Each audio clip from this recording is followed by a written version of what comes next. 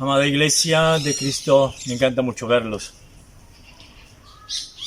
Tal vez una de las cosas más hermosas que nosotros como padres podemos tener es celebrar las bodas de nuestros hijos. Entregar a nuestra hija el matrimonio, entregar a nuestro hijo el matrimonio.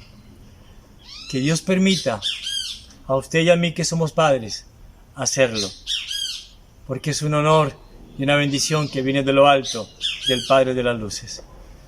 Gracias, Señor, por el milagro del matrimonio, por esa institución divina que tú, Señor, fundaste, la primera desde Génesis con Adán y Eva.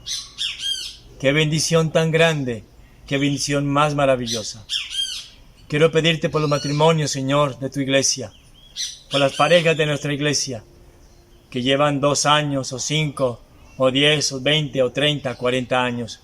Bendíceles de una manera muy especial. En estos tiempos, Señor, ya la pandemia, ya hemos sabido manejarla un poco más, pero contigo, Cristo, guíanos, Dios Espíritu Santo, para que haya matrimonios felices, matrimonios llenos de gozo, llenos de alegría, y que den testimonio de que tú estás ahí gobernando y bendiciendo. Gracias, Padre amado, en el nombre de Cristo Jesús. Amén y amén. Vamos a ir a Juan capítulo 2, por favor. Es un texto muy hermoso, amada iglesia. Voy a leerlo del versículo 1 en adelante. Mire lo que y observe y escuche lo que dice la Escritura. Al tercer día se hicieron unas bodas en Caná de Galilea, y estaba allí la madre de Jesús. Y fueron también invitados a las bodas Jesús y sus discípulos. Y faltando el vino, la madre de Jesús le dijo: no tienen vino. Jesús le dijo: ¿qué tienes conmigo, mujer? Aún no ha venido mi hora. Su madre dijo a los que servían: haced todo lo que os dijere. Señor, quiero pedirte de manera muy especial que seas dándonos un corazón tierno, un corazón amoroso, para recibir tu palabra con alegría, con respeto, con reverencia, para ponerla por obra en mi matrimonio, para ponerla por obra en mi relación con mi pareja, en mi relación con mis hijos, en mi relación con mi iglesia, en mi relación con mis compañeros de trabajo, con todas las personas que conozco. Dios Espíritu Santo, permíteme por favor que hable con palabras muy sencillas, pero palabras que exalten tu nombre, que glorifiquen tu nombre, Padre Celestial. Voy a decirle, amada iglesia, que las bodas de Caná se hizo el primer milagro de Jesús en la tierra, es lo que comentan la mayoría de los exégetas. Revelando entonces el Señor Jesucristo su poder creador, porque solamente Dios es quien puede crear. Nadie más puede crear. Y cuando Dios crea, vamos a estudiar hoy, que lo hace para las necesidades de nosotros, sus hijos. Recuerden que Dios hace salir su sol sobre buenos y malos. Dios hace caer su lluvia sobre justos e injustos. Y Dios es generoso aún para con los ingratos. Y dice que la Escritura, al tercer día se hicieron unas bodas en Caná de Galilea. Bien, realmente no sabemos el sitio exacto de este Caná, porque en Galilea habían varios Caná. Bueno, por eso no vamos a especular. Y dice: al tercer día se hicieron unas bodas de Caná, y estaba allí la madre de Jesús. Observe bien que no se menciona a José, al esposo de María. ¿Por qué no se menciona? Porque ya había muerto unos años atrás. Y esto nos enseña la Escritura, cómo Jesús había pasado por el dolor de quedar huérfano, Por eso Él puede entender muy bien a los huérfanos. Jesús había pasado por el dolor de perder a un buen padre, siendo muy joven. Y además, Jesucristo, quien era el mayor de todos, tiene que trabajar desde muy corta edad para llevar provisión a su casa, para llevar provisión a su familia. Dicen los exégetas que era al menos una familia de 10 personas. O sea que Jesús sí sabe lo que es tener necesidad. Jesucristo, siendo inmensamente rico, dice la Escritura, se hizo pobre para que usted y yo fuésemos enriquecidos. Y eso nos habla es de tener unas relaciones enriquecedoras. No está hablando ahí de dinero. Jesús vivió una vida de niñez muy feliz, de joven muy feliz, aunque quedó huérfano muy pronto, porque José muere muy joven. Y el versículo 2 dice, y fueron también invitados a las bodas Jesús y sus discípulos. Las bodas siempre, sin duda alguna, son tiempos de mucha alegría. Las bodas es un momento de mucha alegría. Es un tiempo de gozo, es un tiempo de felicidad. Y voy a decirle algo, amada iglesia. Es uno de los principales momentos sociales de la sociedad, sin duda alguna. Pero en la pareja judía, yo quiero que entendamos lo siguiente. Las bodas duraban una semana. Póngame atención. Y era una semana de gozo, era una semana de celebración, era una semana donde la pareja permanecía vestida con el traje de bodas. Esto es muy interesante.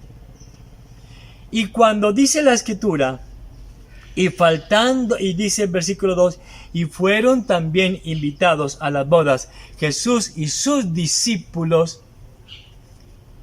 ¿Qué está diciendo aquí el apóstol Juan?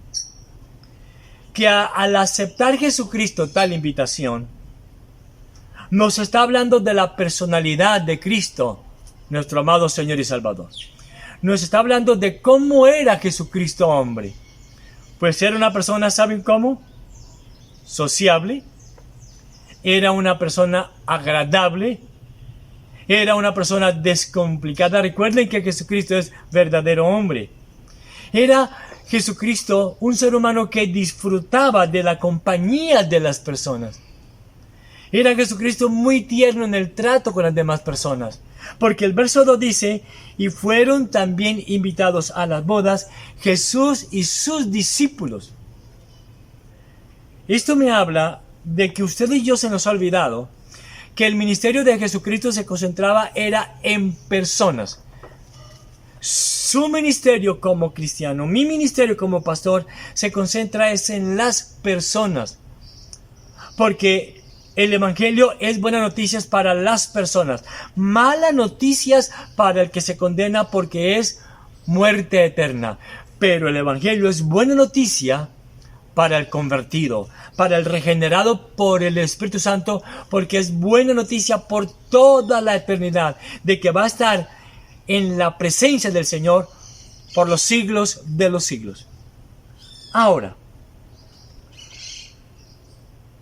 cuando Jesús acepta esta invitación, y esto lo recalca muy bien el apóstol Juan, nos está diciendo que Jesucristo se centraba su ministerio en las personas, y Él vivía para ayudar a las personas, para bendecir a la gente. ¿Usted para qué vive? ¿Para su propio bienestar? ¿Para atesorar cada día más y más y más dinero? Esa no es la vida del cristiano. Eso no consiste en el cristianismo. Quiero que entienda que Jesucristo no vino a quitarle a las personas ni su alegría ni su felicidad. Jesús no era una asceta. Jesús no era una persona asocial. Y no vino, repito, a quitar las sanas y honestas alegrías. Y por eso Jesús acepta la invitación a estas bodas de Caná y se lleva a sus 12 discípulos. Porque va a enseñarles con su ejemplo, va a enseñarles con su manera de hablar, con su manera de vivir, con su manera de tratar a las personas, lo que es ser una persona, hija de Dios. Sin duda alguna, los creyentes extremistas son siempre personas de mezquindad judaizante, por mucha apariencia de piedad que tengan. Por eso, téngale mucho miedo a la persona que se esfuerza en presentarse muy santo. La Biblia es tan especial, este libro, es tan único, que enseña que el auténtico cristiano está a salvo del falso puritanismo. El auténtico cristiano está a salvo del libertinaje y se deja guiar por la persona del Espíritu Santo para ser alguien que está en la sociedad, que lleva las buenas nuevas a la sociedad, que lleva las buenas nuevas a todas las personas que le rodean. Amados hermanos, quienes deseen tener a Cristo presente en su boda, los que están por casarse, han de invitarle al Señor de todo corazón en adoración secreta. Y puede usted estar seguro de que Jesucristo mismo en persona acudirá a su boda, acudirá a permanecer en su matrimonio y convertirá el agua ordinaria, el agua poco corriente, común y aún el agua sucia en un vino excelente, en un vino generoso y en un vino delicioso para que usted viva un matrimonio delicioso. Dice la Biblia que aquí en la boda de Caná estaba Jesús, estaba María y estaban sus discípulos. ¿Qué representan Jesucristo, María y los discípulos? Pues sin duda alguna representa a la iglesia. Porque es que lo que nos está enseñando aquí el apóstol Juan es que la iglesia está invitada a hacerse presente en el mundo. Está invitada la iglesia a hacer presencia en todos los Canaá del mundo. Por eso, así como Dios Padre envió a su Hijo al mundo, así la iglesia ha sido enviada al mundo. No se trata de, ¿cómo es la expresión? De amontonar sal en la iglesia. Usted y yo somos la sal de la tierra. Debemos esa sal llevarla ¿a dónde? Al mundo, para que la gente entienda lo que es una vida entregada al Señor, lo que es una vida santa, lo que es vivir para Cristo. Ya hemos visto que para mí el vivir es Cristo y el morir es ganancia, y el estar con Cristo es muchísimo mejor. Que eso lo vea el mundo, que eso lo vea todas las personas. A eso está llamado a la iglesia. Queridos amigos en la fe, estamos llamados a ser personas sociales.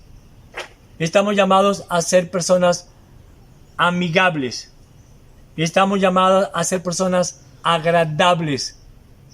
Estamos llamados a ser personas tiernas, que llevamos el mensaje de salvación a muchas personas. No estamos llamados a ser ermitaños. No estamos llamados a ser personas asociales, amargadas, que no nos gusta ir a ninguna parte, que no ganamos ningún alma para el Señor por nuestra manera de ser tosca, desagradable, indiferente, poco amistosa. Por eso el Señor Jesucristo acepta la invitación de ir a las bodas de Caná, porque Jesucristo honra el matrimonio. Y Jesucristo aquí nos lo narra el apóstol Juan. Anhelaba bendecir tal boda con su presencia. Querida iglesia de Cristo, el buen y santo matrimonio empieza siempre con la presencia de Cristo el Señor. Quiero que entienda lo que le voy a decir en este instante. No hemos de reformar la iglesia con la falsa esperanza de acabar con los paganos. Versículo 3 dice: y faltando el vino, la madre de Jesús le dijo: no tienen vino. Aquí hay una preocupación social de María, sin duda alguna. Había una necesidad muy seria en estas bodas, en esta celebración y en la familia y en la pareja que se acababa de casar. Era la primera noche, todo parece indicar. Y todavía faltaba una semana de celebración. Y la pareja debía tener la casa abierta durante 7 días, mostrando su total gozo, mostrando su total alegría por esa celebración de matrimonio.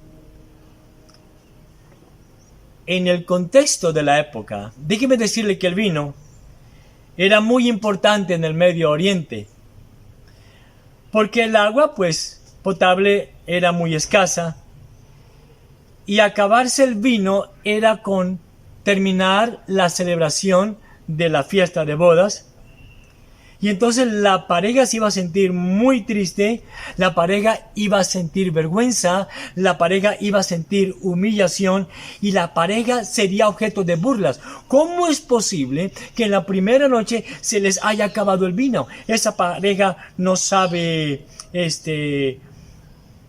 preparar las cosas. Esa pareja nos ha atendido muy mal y serían el objeto de burlas de toda la sociedad. ¿Esto qué me está enseñando, amada iglesia? Que nosotros como iglesia estamos llamados a captar las necesidades de las personas. Por eso María dice: y faltando el vino, la madre de Jesús le dijo: no tienen vino. Recuerden que María, al igual que los discípulos, con Cristo representan a la iglesia. Repito, usted y yo como iglesia estamos llamados a captar las necesidades de las personas, captar las necesidades de las parejas, captar las necesidades de los jóvenes, captar las necesidades de los adultos, de tal manera que yo pueda llevarle la buena noticia para que los corazones de las personas sean llenas y tengan paz y tengan gozo y tengan alegría, porque en ello consiste el reino de Dios. María aquí se da cuenta de que algo estaba pasando en la reunión. Y como buena discípula de Jesucristo, ella sabe que solo Cristo puede suplir cualquier necesidad. Ella sabe que solo Cristo puede suplir toda necesidad. Por eso, ¿qué hace María? Corre a Él. Observen, versículo 3. Y faltando el vino, la madre de Jesús le dijo: no tienen vino. Como buena discípula, María corre a Jesucristo. Con la presencia de Jesús,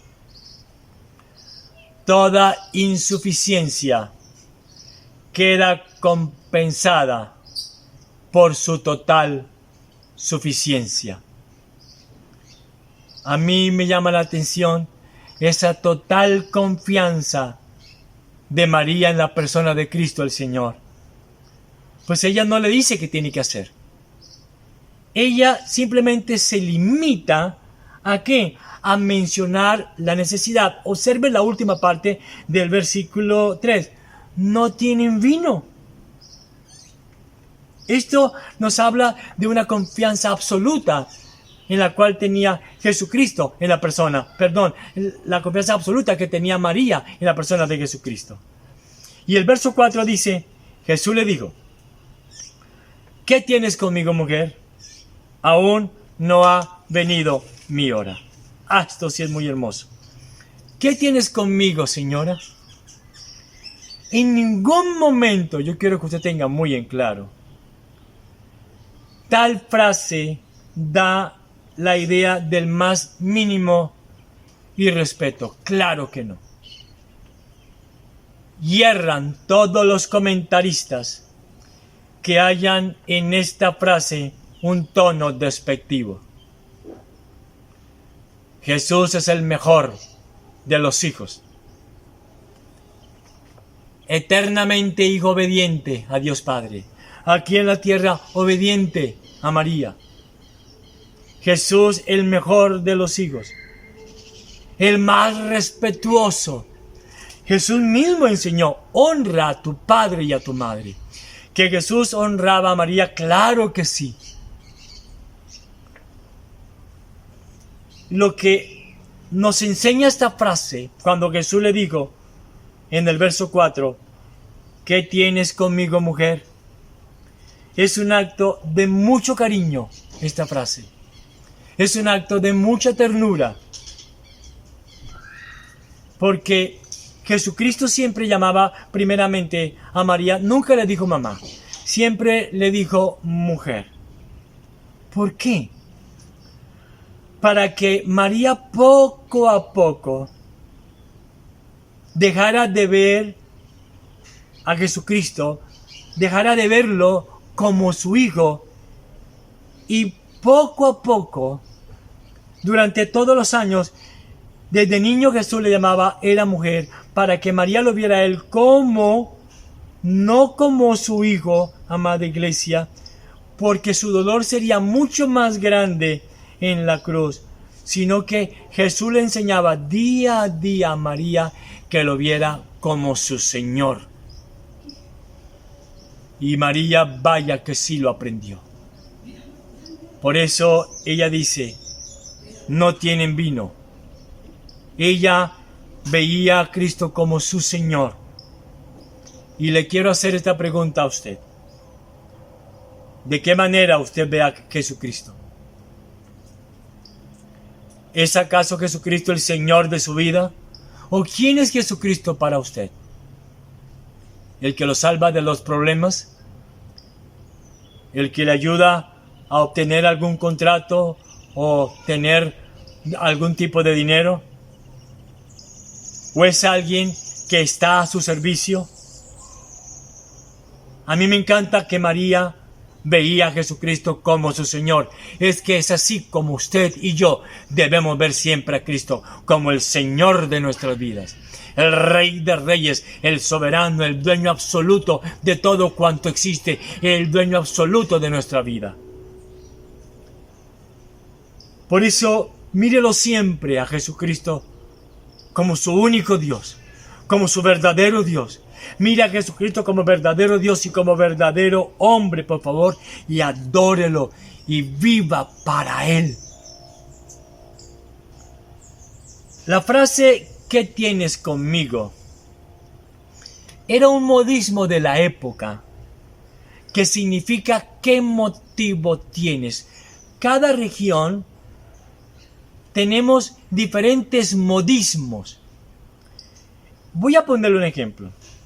En Jueces capítulo 11, verso 12. En Jueces capítulo 11, verso 12. Aquí aparece algo realmente hermoso. En Jueces capítulo 11, verso 12. Nos habla la palabra de Dios y nos enseña realmente qué significa la palabra, qué motivo tienes. Jueces capítulo 11, versículo 12. Dice, y envió Jefté mensajeros al rey de los amonitas diciendo, ¿qué tienes tú conmigo? Miren, la misma frase que dijo Jesucristo. Jesucristo dijo, ¿qué tienes tú conmigo, mujer? Aquí se lo dijo. Y envió Jefté mensajeros al rey de los amonitas. Sucede que el rey de los amonitas iba a atacar a Jefté. Y él le manda a un mensajero que decía, ¿qué tienes tú conmigo? ¿Que has venido a mí para hacer guerra contra mi tierra? ¿Qué significa entonces este modismo? ¿Qué motivo tienes? El rey de Jefté le manda a decir al rey de los amonitas, ¿qué motivo tienes para hacerme guerra? Esto es muy importante que tengamos claro el significado de esta frase. ¿Se acuerdan que fue la misma frase que utilizó el endemoniado de Gadara en Lucas capítulo 8, versículo 28, cuando el endemoniado le dijo a Jesucristo: ¿qué tienes conmigo, Jesús? ¿Por qué vienes a atormentarme antes de tiempo? Observen, el endemoniado usa esta frase: ¿qué tienes conmigo, Jesús? O sea, ¿qué significa? ¿Qué motivo tienes para venir a mí? ¿Qué motivo tienes para destruirme? Le dijo el endemoniado a Jesús. ¿Y cuál era el motivo de Jesús? Pues porque ese endemoniado de Gadara era un escogido del Padre. Y entonces Cristo Dios viene a rescatarlo y entonces destruye a ese endemoniado, lo echa fuera de él y él queda completamente sano. Ya lo estudiamos hace poco. Jesús siempre hace esta buena pregunta, amada iglesia. Cuando usted se acerca al Señor, el Señor a usted y a mí nos va a hacer esa pregunta: ¿qué motivo tienes para venir a mí? ¿Qué tienes tú conmigo? Volvamos, por favor, al versículo 4. Jesús le dijo: ¿qué tienes conmigo, mujer? ¿Qué tienes conmigo? Ponga ahí su nombre. ¿Qué tienes conmigo? Recuerden, siempre que usted y yo nos acercamos a Cristo, Él nos va a preguntar: ¿qué tienes conmigo? ¿Y qué significa? ¿Qué motivos tienes para venir a mí? El motivo de María era agradable ante los ojos del Dios eterno, y por ello Jesucristo lo concede. En nuestra oración secreta, el Dios eterno siempre nos va a preguntar: ¿qué motivo tienes para pedirme esto? Y es una pregunta que quiero que usted se la haga, por favor. ¿Qué motivo tienes para venir a mí? Es lo que Jesucristo mismo en persona nos pregunta en este instante. Como el Dios de gracia conoce nuestros corazones, y como Él sabe las intenciones de nuestro corazón, y Él conoce todas nuestras motivaciones, entonces Él va a responder conforme a esa motivación. Por eso muchas de nuestras oraciones no son contestadas. Voy a ponerle un ejemplo para que me comprenda mejor. Usted puede decirle a Jesucristo: Señor, dame mucho dinero. Es que yo quiero tener harto dinero para apoyar la iglesia. Pero recuerden que Dios conoce la intención de su corazón. Dios conoce el motivo de su corazón. Y entonces, realmente, ¿ese es el motivo por el cual usted le está pidiendo a Dios mucho dinero? ¿O será para mostrar poder? ¿O será para llevar una vida de lujos y de derroches? Bueno, Dios conoce el motivo de su corazón. Dios conoce la intención de su corazón. Voy a ponerle otro ejemplo. Usted puede decirle: Señor, en verdad yo deseo separarme. Señor, ya es imposible este matrimonio con mi pareja. Las cosas son muy difíciles, Señor. Ya todo es insoportable. Señor, ayúdame a separarme, por favor. Bendíceme. La pregunta es ese el verdadero motivo? ¿O habrá otro motivo oculto por ahí enredado? Y Jesucristo dice en el verso 4: aún no ha venido mi hora. Poco a poco, cada detalle de nuestras vidas se irán cumpliendo según el decreto eterno del Dios eterno, de manera que para cada día hay una acción predestinada, y para cada momento existe un momento determinado de lo que va a suceder en nuestras vidas.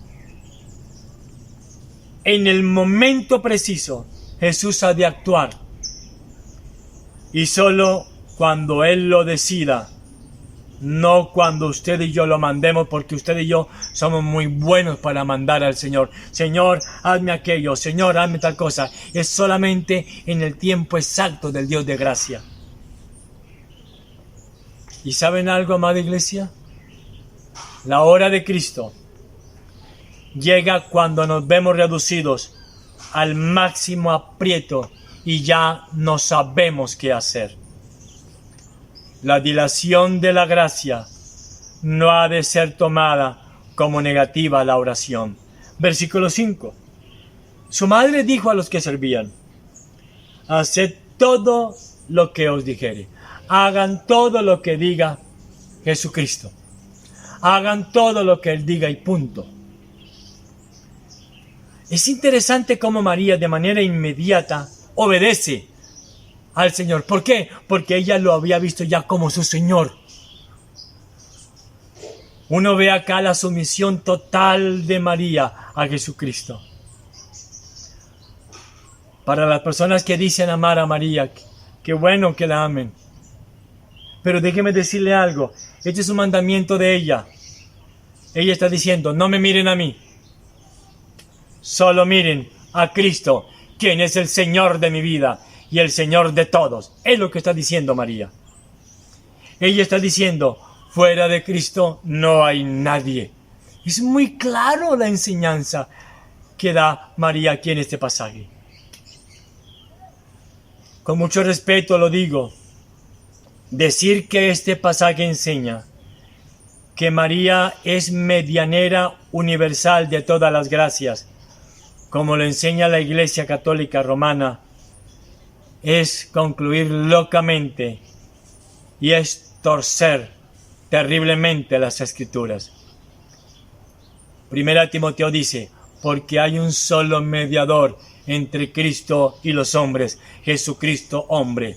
También dice el libro de Romanos, porque es Cristo quien intercede por nosotros, y el Espíritu Santo intercede por nosotros con gemidos indecibles. Todo es obra de nuestro amado Señor Jesucristo. Todo es obra de Dios Padre, de Dios Hijo, de Dios Espíritu Santo. María es simplemente una humilde sierva, como usted y como yo. Estamos llamados a obedecer al Señor en todo. Por eso María es muy clara. Versículo 5. Su madre dijo a los que servían, haced todo lo que Cristo les diga. Versículos 6 y 7. Y estaban allí 6 tinajas de piedra para agua, conforme al rito de la purificación de los judíos, en cada una de las cuales cabían 2 o 3 cántaros. Jesús le dijo, llenad estas tinajas de agua, y las llenaron hasta arriba. Muy bien, amada iglesia. Estas 6 tinajas, quiero decirles, son 500 litros, 500 botellas de vino. ¡Wow! Y esas 6 tinajas que habían ahí eran usados, era una agua no muy limpia, se usaba para tomar, pero también se usaba para lavar las manos. Y es interesante que Jesús no va a llenar las tinajas, no, Él ordena. Mire lo que dice, verso 6, y estaban allí 6 tinajas de piedra para agua, conforme al rito de la purificación de los judíos, en cada una de las cuales cabían 2 o 3 cántaros. Jesús les dijo, llenad estas tinajas de agua. Jesús no fue a llenarlas, Él mandó, dio la orden para que los sirvientes fueran y llenaran las tinajas de agua. Es interesante que aquí estamos hablando de la responsabilidad humana. Jesús soberano dice, vayan y llenen las tinajas. ¿Qué hacen los sirvientes responsables? Simplemente obedecen. La responsabilidad del hombre comienza con la soberanía de Dios. Recuerden que nosotros predicamos que Dios es soberano y el hombre es responsable. Yo creo en Cristo. Yo creo en el poder de la persona de Cristo. El Señor Jesucristo es el Señor de mi vida. Yo reconozco su soberanía, Yo reconozco su soberanía cuando yo obedezco su palabra, cuando yo me someto a su palabra y cuando yo simplemente me levanto y de manera responsable actúo por fe. ¿Qué significa eso de llenar? Déjenme decir lo siguiente. Recuerden que es el primer milagro que Jesucristo hace en la tierra y fue precisamente en las bodas. Me está enseñándome este pasaje que es mi deber como cristiano llenar a mi pareja de ternura, de cuidados, de amor, de bondad, de amabilidad. Es mi responsabilidad como buen cristiano, como buen padre, llenar a mis hijos de lo mejor que yo pueda darle. Y eso lo hago cuando yo soy lleno de obediencia a Cristo. Y entonces yo hago lo que Jesús me diga y punto. No cuestiono, simplemente obedezco. Y así mi matrimonio será una permanente celebración de bodas. Debo insistir que este es el primer milagro de Jesús. El Señor muestra que solo Él tiene el poder de crear de nuevo. Recuerden que dice la Escritura que cielos nuevos y tierras nuevas, solamente Jesucristo tiene el poder de crear. Por eso todos los que esperan el favor de Cristo han de estar dispuestos con un corazón sencillo y manso a obedecer sus órdenes, a obedecer su bendita palabra. Amada Iglesia, el camino del deber es el camino de la misericordia. Y a los métodos de Cristo Dios no se les puede poner ninguna objeción. Yo siempre debo decir, como tú digas, Señor, y punto. Como tú digas, Cristo, y punto. Si el Señor quiere, si es la voluntad del Señor. Señor, yo me someto a tu palabra. Estos servidores, ¿qué hicieron? Inmediatamente fueron y llenaron los cántaros de agua. No hay servicio pequeño en la iglesia, amados hermanos. Y aunque su servicio parezca el más insignificante, como llenar de agua una vasija, ello puede dar pie para que Dios realice un milagro de pura gracia. Y tal milagro fue instantáneo. Me llama la atención que Cristo hace grandes milagros sin el menor de los ruidos, en el más absoluto de los silencios. Por eso todas las obras de Cristo son hechas para que usted y yo las usemos, y las usemos para que glorifiquemos su santo nombre. Mira lo que dice el versículo 9. Cuando el maestresala probó el agua hecha vino, sin saber él de dónde era, aunque lo sabían los sirvientes que había sacado el agua, llamó al esposo y le dijo: todo hombre sirve primero el buen vino, y cuando ya han bebido mucho, entonces el inferior. Mas tú has reservado el buen vino hasta ahora. ¡Wow! Tal conversión del agua en vino fue inmediata, sin esperar a una fermentación natural. Claro que no. Jesús demuestra aquí en este primer milagro ser el dueño de la naturaleza, ser el dueño del universo entero. ¿Cómo lo hizo? Al realizar con solo su palabra una transmutación química, porque en un instante las moléculas de agua pasan a ser moléculas de un vino excelente, el mejor de todos los vinos. Sin duda alguna, el más excelente vino, digno de quien lo había fabricado, nada menos que la persona de Jesucristo, por el poder de su palabra. Todo lo que Dios hace, lo hace bueno y en gran manera. Entendamos esto, queridos hermanos. Solo Jesús tiene a hacer el poder.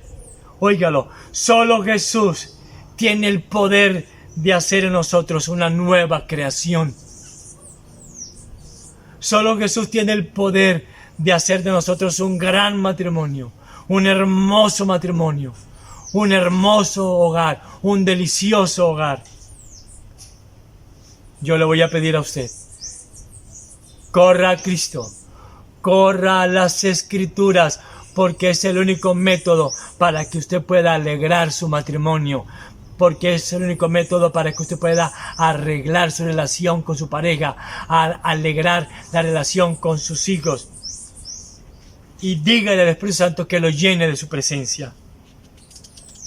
Y a mí me llama la atención que aquí las felicitaciones no se las llevó Jesucristo. Felicitaron fue al esposo, aun cuando el esposo no había hecho absolutamente nada. A mí una de las cosas que me llama mucho la atención es que recién casados, usted y yo damos el mejor vino. Pero poco a poco, con el pasar de los días, con el pasar de los años, ese vino se vuelve de mala calidad. Miren lo que dijo la persona, obsérvelo. Esto es muy interesante. Y le dijo, versículo 10, todo hombre sirve primero el buen vino, y cuando ya han bebido mucho, entonces el inferior. Una triste realidad. Recién casados damos el mejor vino, pero con el tiempo comenzamos a dar el vino de la mala calidad. Por eso Jesucristo vino a hacer este primer milagro, porque en Cristo y solo en Cristo, con el tiempo usted y yo, como nueva creación, siendo regenerados por el Espíritu Santo, con el tiempo damos el vino de la mejor calidad. Damos más gozo a nuestro matrimonio. Damos más amabilidad a nuestra pareja. Damos más respeto. Damos más amor. Damos más alegría. De eso se trata. Es el primer milagro de la conversión. Alegramos nuestro hogar. Y somos testimonios para muchas de las personas que nos ven. Porque usted y yo tenemos una nube de testigos a nuestro alrededor, como dice el libro de Hebreos. Y muchas veces uno ve que el mundo alaba a las parejas hermosas. Pero en verdad las parejas que dan buen testimonio no se debe a ellas mismas, sino solamente a Cristo, a la persona de Cristo, a la gracia de Cristo, que permite que vivan vidas santas, que vivan matrimonios que brillen. Recuerden, las lámparas no hablan, las lámparas brillan. Usted y yo somos la luz del mundo. Por eso siempre debemos ser muy humildes, personas sencillas, mansas, y no predicarnos a nosotros mismos, sino solamente a Jesucristo. Efesios capítulo 2, verso 10, mire lo que dice la Escritura. Porque somos hechura suya, creados en Cristo Jesús para buenas obras, empezando teniendo un buen matrimonio, una buena relación con nuestra pareja y nuestros hijos, las cuales Dios preparó de antemano para que anduviésemos en ellas. No podemos gloriarnos de nada, amada iglesia. Toda la gloria le pertenece al Señor. Toda la salvación le pertenece a Cristo el Señor. Por eso Juan escribe este verso tan hermoso. Y Juan tiene muy claro que debe darle la gloria únicamente al Dios de gracia y a nadie más que a Cristo, quien es el verdadero Dios. Si usted alegra su hogar, si usted que dice que es cristiano, que ha nacido de nuevo, entonces alegre su matrimonio, alegre su hogar. Y si eso es así, es porque Cristo Dios hizo de usted una nueva creación. Y entonces usted puede decir, nueva criatura soy, estoy en Cristo. Ahora toda mi vida es nueva, mi matrimonio es nuevo y voy a darle a mi matrimonio un vino nuevo de excelente calidad, que los últimos años de mi matrimonio voy a darle a mi pareja el mejor vino, el más excelente, porque yo estoy en Cristo, porque yo vivo en Cristo, porque yo habito en la persona de Cristo. Y el verso 11 termina diciendo, este principio de señales hizo Jesús en Caná de Galilea y manifestó su gloria, y sus discípulos creyeron en él.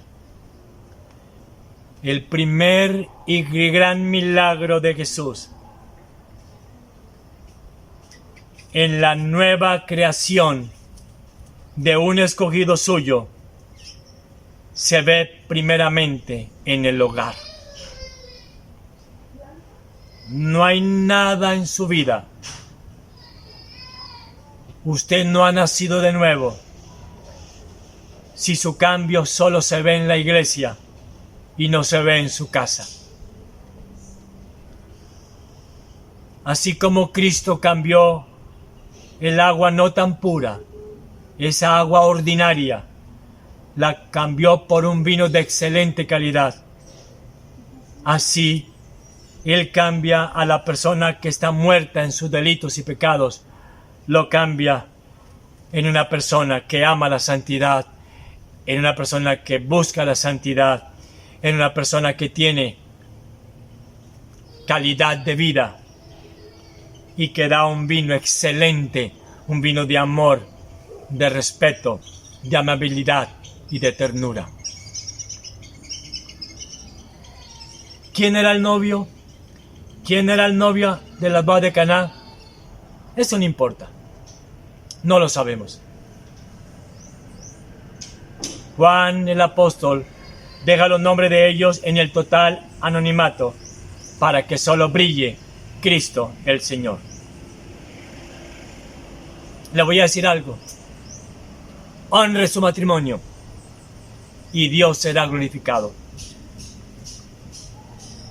Honre a su pareja, honre su casa, honre su hogar y sus discípulos creerán. Así termina diciendo el versículo 11. Este principio de señales hizo Jesús en Caná de Galilea y manifestó su gloria y sus discípulos creyeron en él. Las personas que usted discipule van a creer que usted es un hijo de Dios cuando usted tiene un matrimonio donde usted cada día entrega un vino de mejor calidad.